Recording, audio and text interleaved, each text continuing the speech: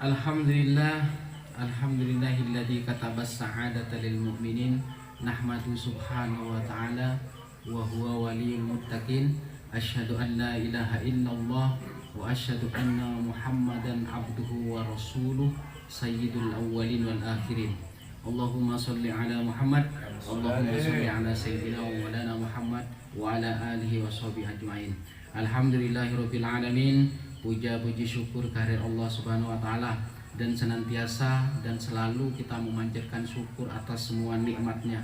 Kalau kita menghitung nikmat pasti kita tidak bisa menghitungnya. Sholawat serta salam tak lupa kita haturkan kepada junjungan kita Muhammad sallallahu alaihi wasallam, yang senantiasa kita harapkan syafaat dari beliau, dari kita hidup bahkan menjelang meninggal, atau dari Rasulullah Shallallahu Alaihi Wasallam syafaatnya kita harapkan ketika di alam barzah, sampai di hari kiamat, sampai di alam akhirat kelak. Untuk malam ini kita akan melanjutkan kajian Umdatul Ahkam min kalami khairil anam alaihi salatu wassalam, yaitu pada bab jami'. Yaitu jami' itu kita nyebut, ada yang dikatakan masjid jami' atau masjid tempat berkumpulnya orang-orang. Jadi tempat kita beribadah kepada Allah. Babul jami'.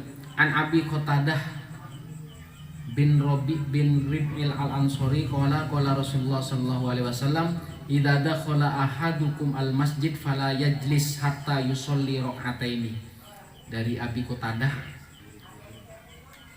bin Rib'i al-Ansari, Rasulullah Shallallahu Alaihi Wasallam bersabda, jika kamu salah satu dari kalian masuk masjid, maka jangan duduk dulu.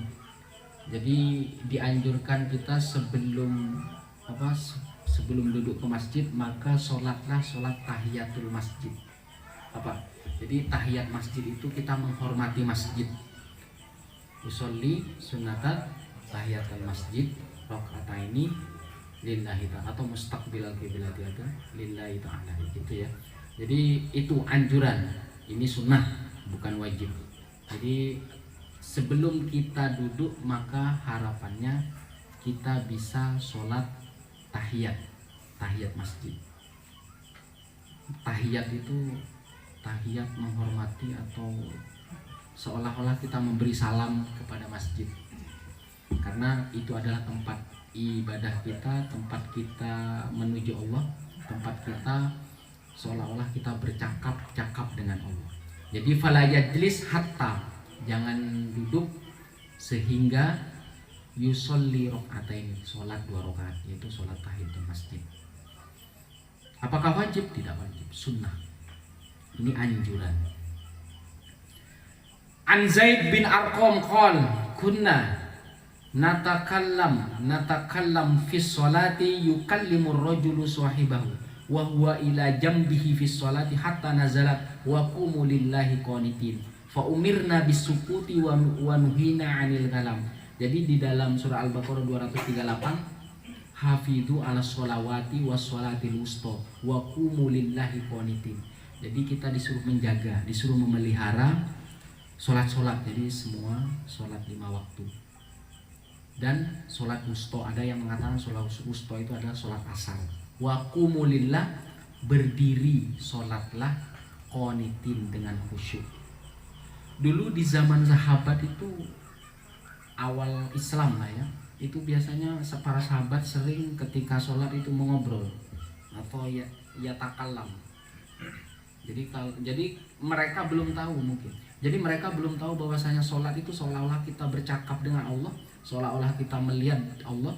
Dan kalau kita belum melihat Allah, maka anggap saja Allah melihat kita itu. Maka hadis ini ada karena mereka biasanya sering bercakap-cakap. Nah, ini larangan agar kita tidak bercakap-cakap. Kunna natakallamu fi, jadi bercakap-cakap di dalam sholat.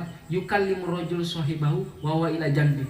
Jadi ketika sholat Allahu Akbar masih bercakap-cakap, sehingga ada hadis ini. Hatta nazalat, sampai Quran wa qumu lillahi qanitin yang saya sebutkan tadi. maka berdirilah sholatlah dalam keadaan khusyuk. Fa umirna bis sukut, kita disuruh untuk diam. Sukut tuh diam, maksudnya diam bukan diam tanpa membaca.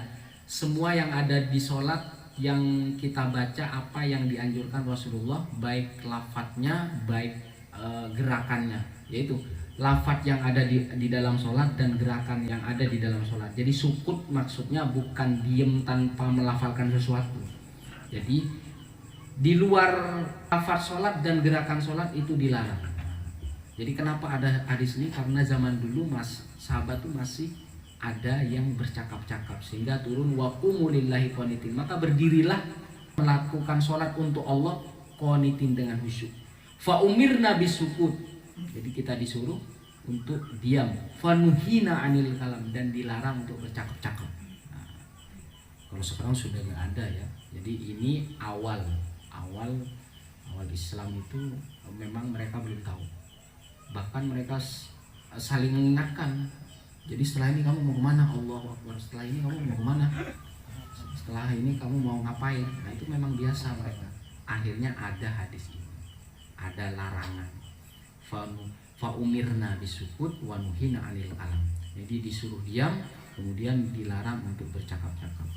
Ini untuk sahabat yang lalu, dan saya kira sekarang tidak mungkin ya orang yang bercakap-cakap di dalam sholat. Hampir pasti nggak ada. An Abdullah bin Umar wa Abi Hurairah radhiyallahu anhum an Rasulillah sallallahu alaihi wasallam annahu qala idza staddal harru fa abridu bis sholati fa inna shiddatal harri min fayhi jahannam. Dulu di zaman sahabat Pak, masjidnya bukan seperti ini.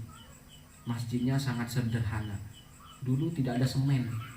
Dulu nggak ada semen. Mungkin paling bagus tuh terbuat dari batu. Itu kan panas Pak. Di padang pasir tuh panas gitu. Sehingga Rasulullah itu ketika sholat duhur, itu ketika waktunya tepat di sholat duhur itu tidak langsung sholat, menunggu agak lama. Apa maksudnya? Biar tidak terlalu panas. Jadi bedanya sekarang itu tidak terlalu panas seperti di padang pasir. Meskipun panas, kuping kita sudah enak, ada karpetnya atau sudah ada AC-nya. Karena dulu di pasir atau paling banter itu di batu, sehingga panas. Dulu nggak ada genteng, jadi itu.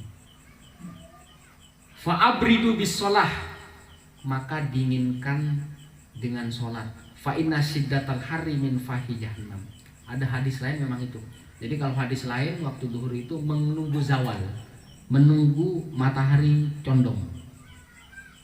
Maka ketika panas, jadi kalau dulu itu ada cerita guru saya, ketika kamu dalam emosi besar, ketika kamu dalam masalah itu kan juga panas Pak.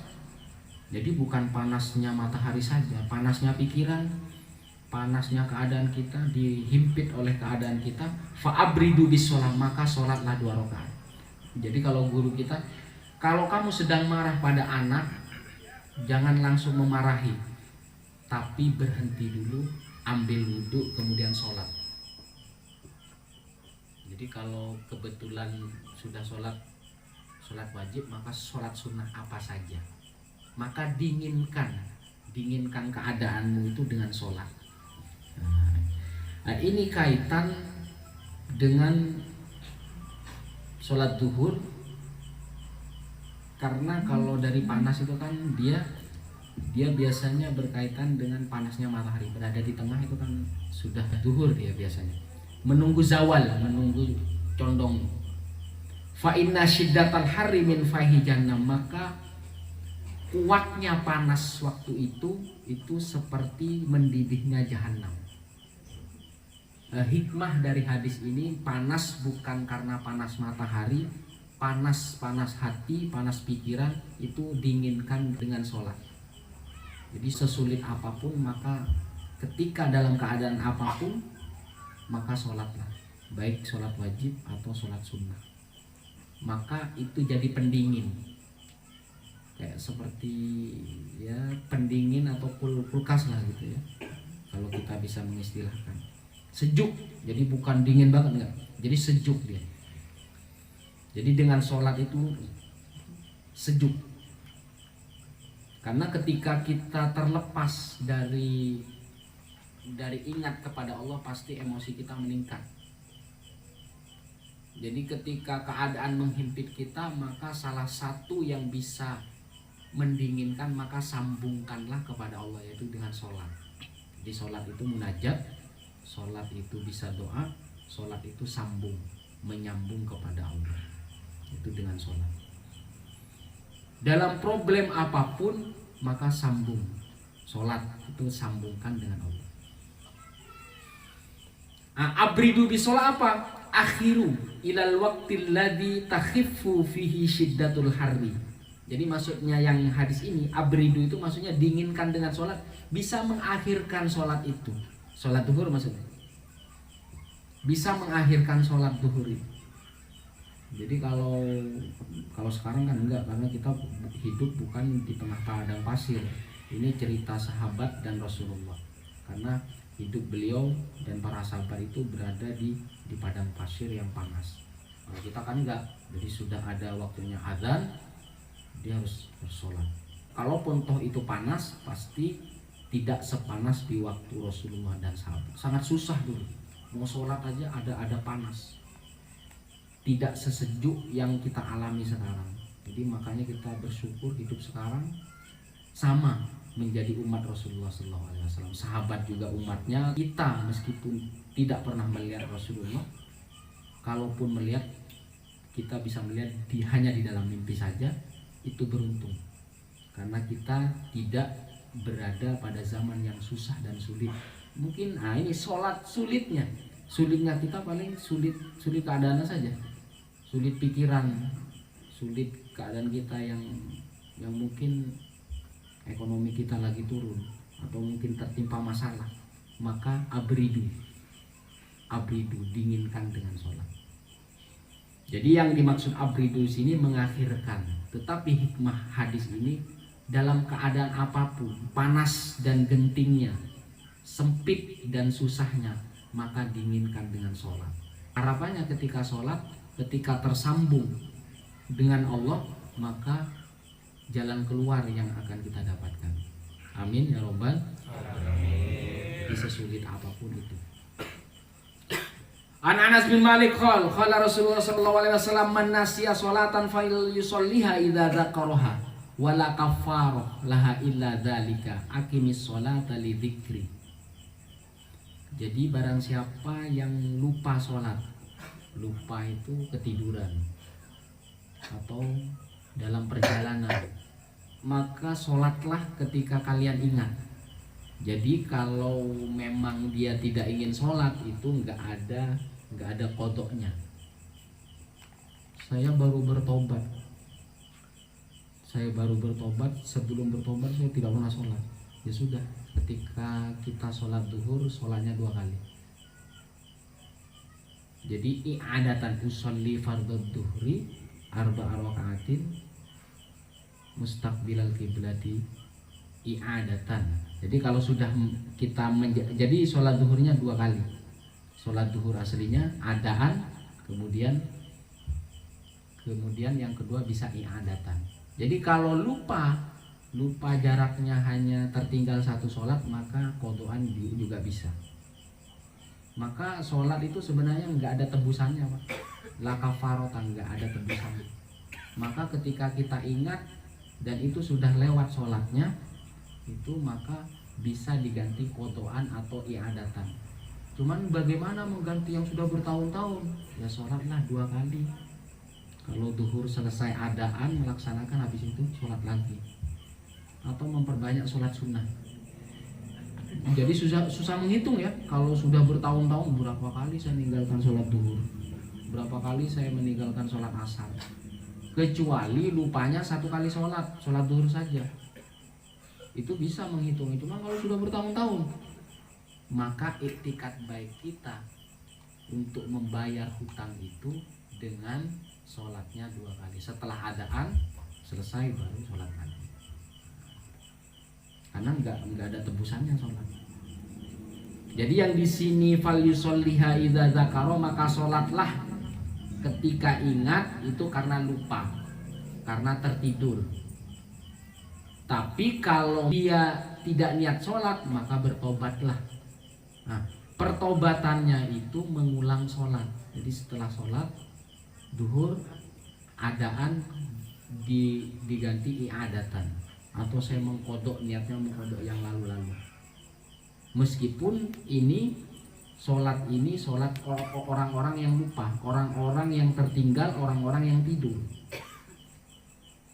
Jadi kalau memang dia terpaksa misalkan ya, itu harus bertobat, kemudian dia mengganti, atau sholatnya 2 kali, duhur 2 kali, asar 2 kali, terus seperti itu. Jadi itulah bentuk kita kembali kepada Allah agar tobat kita diterima. Nah, ini manasia. Jadi kalau hanya lupa saja, kalau hanya tertidur saja, maka cukup sholat saja. Jadi kalau misalkan sholat duhurnya ketinggalan, kita bangunnya asar, ya sudah, setelah sholat asar sholat duhur. Man idza dzakaraha, man nasiya sholatan falyusolli idza dzak, maka sholatlah waktu dia ingat. Jika dia ingat, oh iya saya tadi belum sholat duhur, maka ketika asar boleh mengerjakan sholat duhur. Yang tadi bertahun-tahun, langkahnya adalah bertobat dulu, bukan masuk di sini, bukan karena lupa. Kalau sampai bertahun-tahun saya lupa, tidak sholat selama 3 tahun, kan lupa. Jadi yang di sini manasia itu yang lupa. Biasanya lupa karena ketiduran, lupa karena pekerjaan, lupa karena dalam perjalanan itu. Wali muslim manasia sholatan au nama anha fakaffaratuha ayusolliyaha idza dzakaraha. Jadi dari riwayat Muslim, barang siapa yang lupa sholat atau tertidur, jadi bayarnya, tebusannya kita sholat ketika ingat. Jadi ayusolliha idza dzakaraha, dia sholat jika dia ingat, ya, jika dia ingat. Jadi kalau yang tadi, kalau memang sudah bertahun-tahun, berobat dulu, baru mengganti dengan sholat duhurnya 2 kali, ditambah dengan sholat sunnah. Itu bentuk kita kembali kepada Allah. Selanjutnya, An Anas bin Malik qol kunna nusalli ma Rasulillah sallallahu alaihi wasallam fi syiddatil harri fa idza lam yastati ahaduna ayyumakkina jabhatahu minal ardi basata thawbahu fasajada alaihi.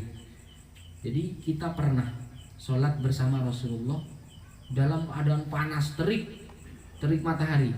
Fa idza lam yastati ahadun ayyumakkina, berarti mereka itu para sahabat sholatnya langsung ke tanah, Pak. Sholatnya langsung ke tanah dia. Atau dia biasanya kalau nggak ke tanah, ke batu. Ayyumakkina jabhatau minal ardi, jadi menempatkan jabhah, ini dahi di atas tanah. Basato thawba fasajada alaihi, maka saking panasnya ketika menyentuh tanah atau pasir, dahi tidak kuat menahan panasnya pasir tadi, maka basato thawbahu, menghamparkan kain kita. Nah, itu boleh. Jadi ketika panas boleh menghamparkan kain kita. Ini sudah nggak ada kalau di sini. Kalau di masa sekarang sudah nggak ada. Ini susahnya sholat di zaman dulu. Maka kita bersyukur sholat di masjid, sholat di karpet, sholat ada wewangian. Kalau dulu nggak ada. Sholat di atas batu, sholat di atas pasir. Itu pun sahabat terus menerus seperti itu. Kita yang di atas karpet aja kadang jarang, ya kan? Sudah ada masjidnya bagus, sudah ada tempatnya juga jarang. Mereka sampai, nah ini kan Siddatul Hari, berarti pasirnya panas, batunya panas, sehingga mereka menghamparkan kainnya. Itu diperbolehkan. Jadi ketika ada kain atau ada misalkan baju, ketika menyentuh tanah sangat panas, itu harus menghindar, dihamparkan kain, itu boleh. Karena Siddatul Hari, kuatnya panas, sangat panas. Kemudian an Abi Hurairah radhiyallahu anhu qala Rasulullah sallallahu alaihi wasallam la yusalli ahadukum fi thawbil wahid laisa alai atiki min syai'un. Jadi tidak ada sholat, tidak boleh sholat salah satu dari kalian fi thawbil wahid laisa ala atiki. Jadi kalau sholat tuh jangan sarung diikatkan ke sini. Ini harus ada kain penutupnya ya. Harus ada kain penutupnya. Sekarang sudah jarang.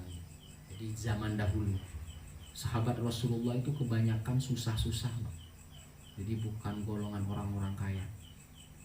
Jadi bisa disebut Rasulullah itu pemimpinnya kaum du'afa, pemimpinnya anak-anak yatim, pemimpinnya orang-orang miskin. Sehingga bergaulnya Rasulullah itu orang-orang seperti mereka. Biasanya mereka itu tidak punya baju. Jadi tidak boleh memakai kain yang enggak ada penutupnya di sini. Atik sini. Min husyai'un. Jadi harus pakai penutup. Mau kain, yang penting di sini harus ditutup ya. Tuh. Kalau sekarang sudah enggak ada ya. Jadi meskipun ini udah enggak ada sebenarnya. Alhamdulillah sudah. Meskipun yang sholat jarang gitu ya. Jadi sudah pakaiannya bagus, sudah kaya-kaya tetapi tidak sholat, sangat rugi. Dulu sahabat tuh saking susahnya sampai dia tidak punya baju tetap aja sholat. Sehingga ketika ada sahabat yang miskin mereka juga saling membantu. Mereka du'afa, yatim, anak-anak yatim mereka saling membantu. Jadi bisa disebut Rasulullah itu bapaknya yatim, bapaknya kaum du'afa.